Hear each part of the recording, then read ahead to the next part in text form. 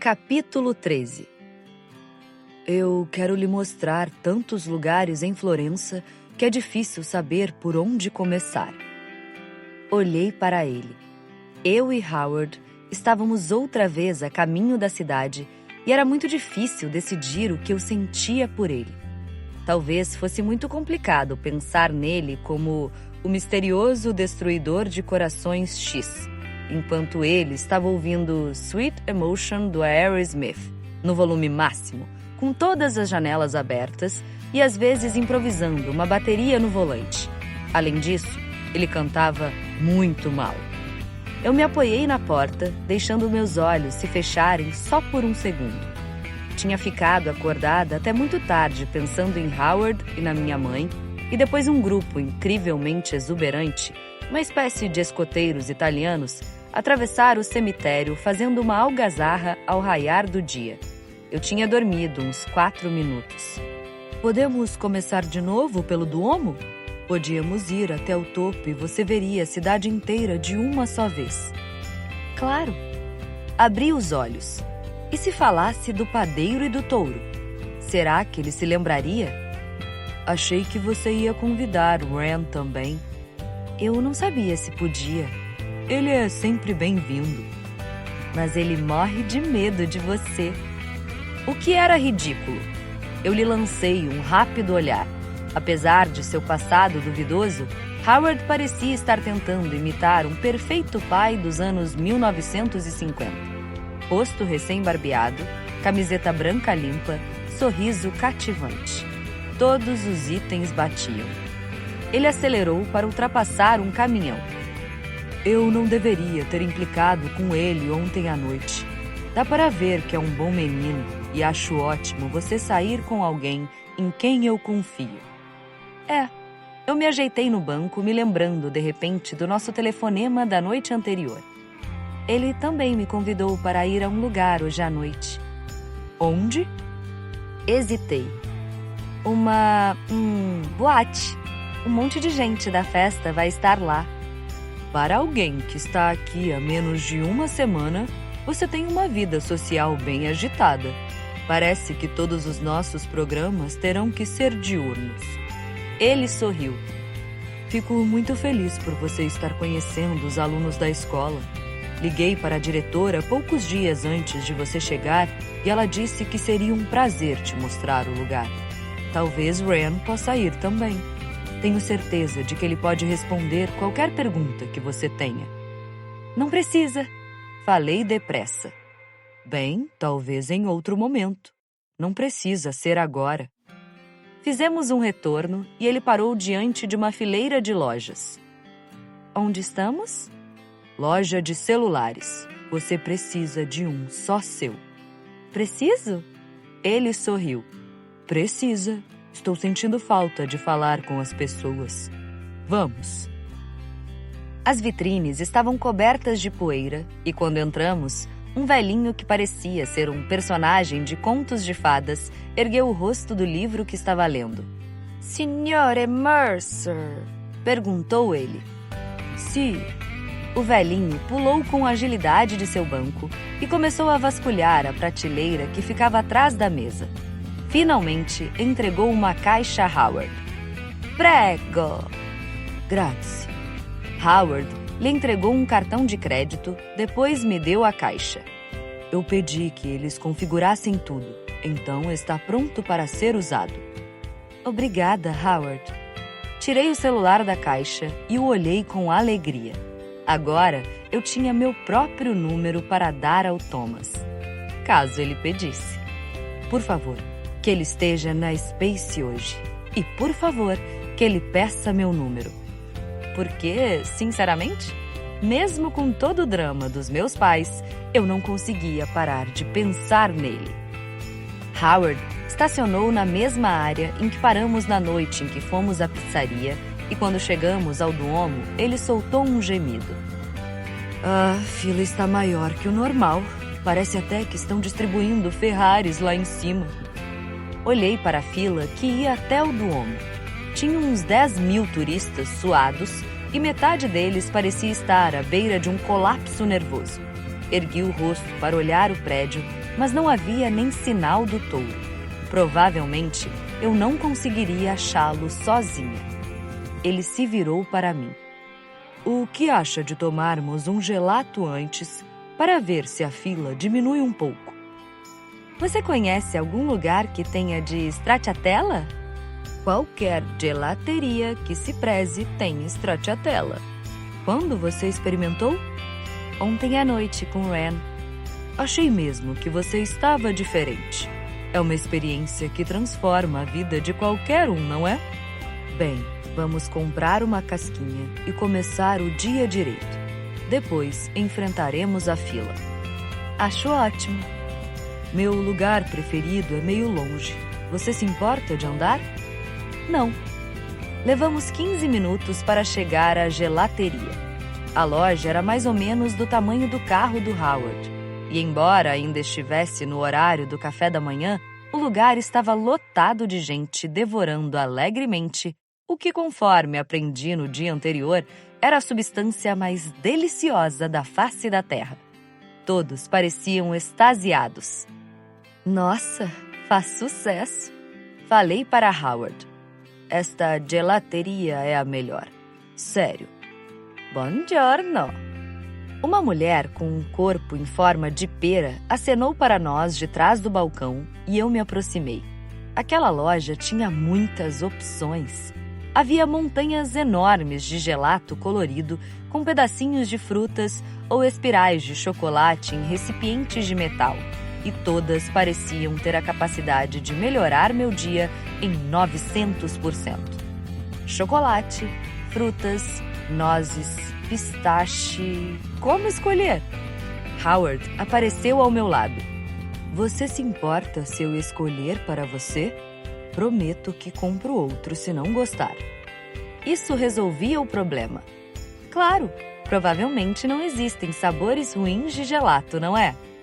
Sim, acho que até um gelato sabor terra ficaria bom. Eca! Ele olhou para a mulher. Un conno con bacio, per favore. Certo. Ela pegou uma casquinha no balcão e fez um montinho alto com um gelato que parecia ser de chocolate, depois entregou a Howard, que por sua vez entregou para mim. Não é sabor terra, é? Não, experimente. Dei uma lambida, denso e cremoso.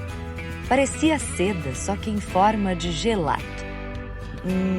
Chocolate com nozes? Chocolate com avelãs.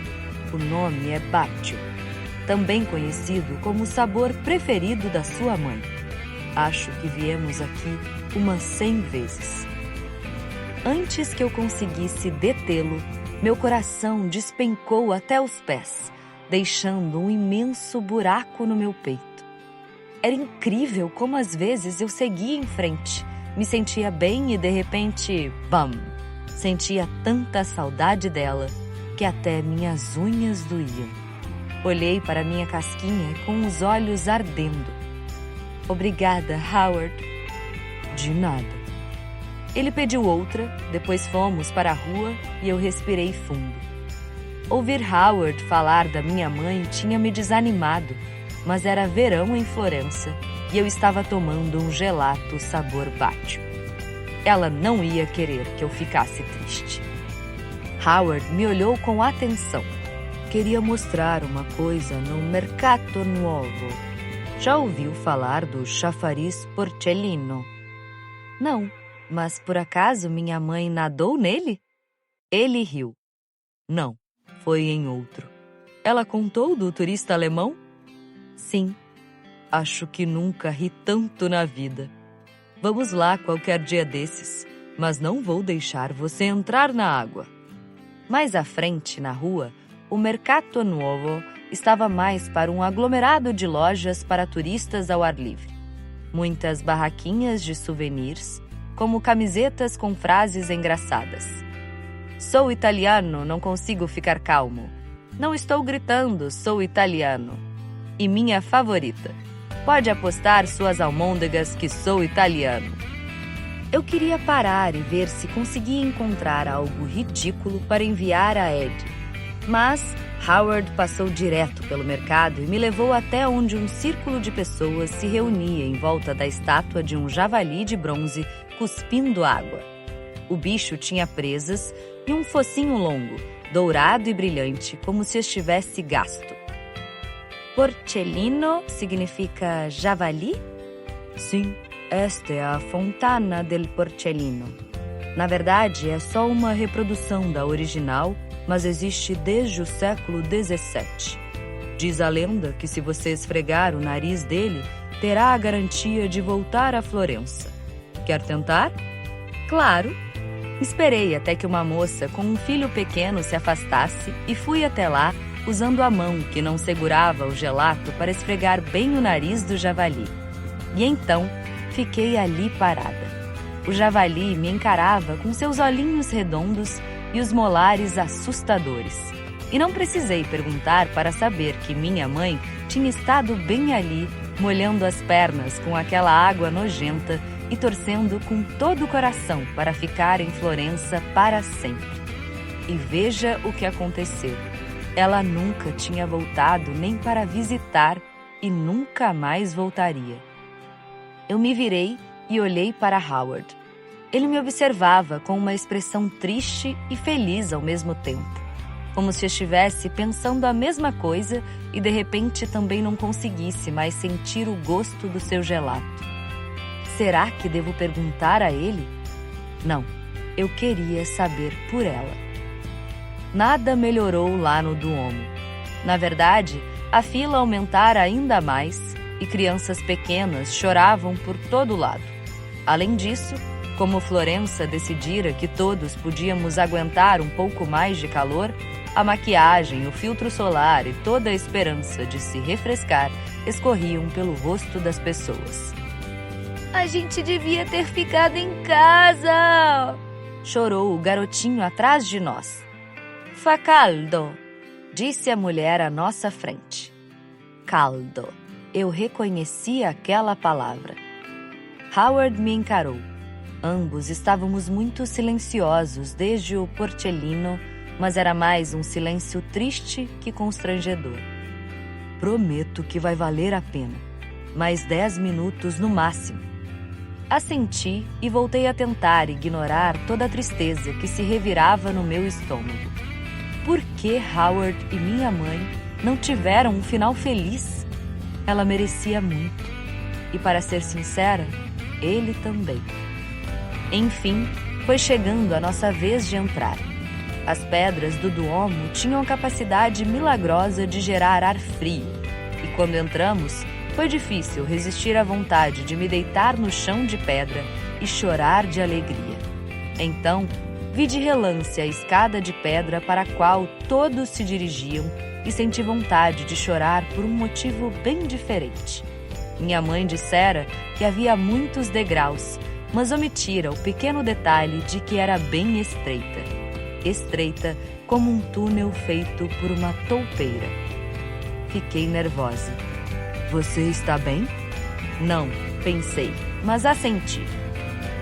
A fila entrava devagar pela escada, mas quando cheguei à base, meus pés pararam de se mover. Tipo, pararam. Simplesmente se recusaram a subir. Howard se virou e olhou para mim. Ele precisava se curvar um pouco para entrar na escada. Você não tem claustrofobia, tem? Fiz que não.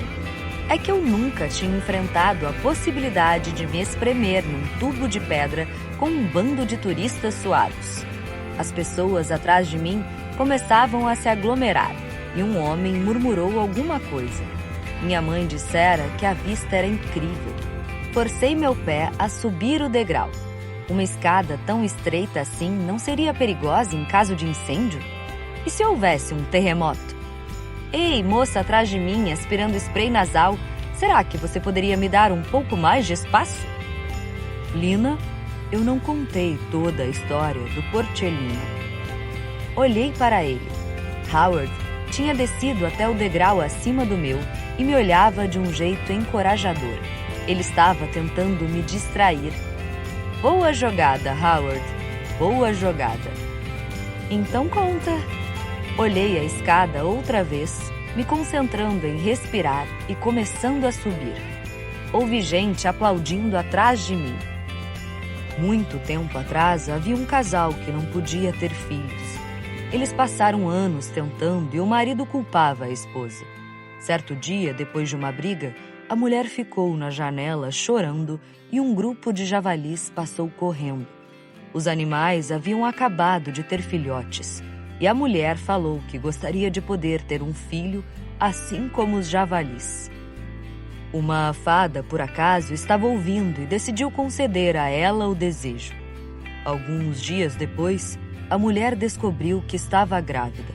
Quando deu à luz, ela e o marido ficaram chocados, porque o bebê nasceu parecendo mais um javali do que um humano. Só que o casal ficou tão feliz por ter um filho que o amou mesmo assim. Essa história não parece ser verdade, disse a mulher atrás de mim. Eu estremeci. Mais 400 degraus?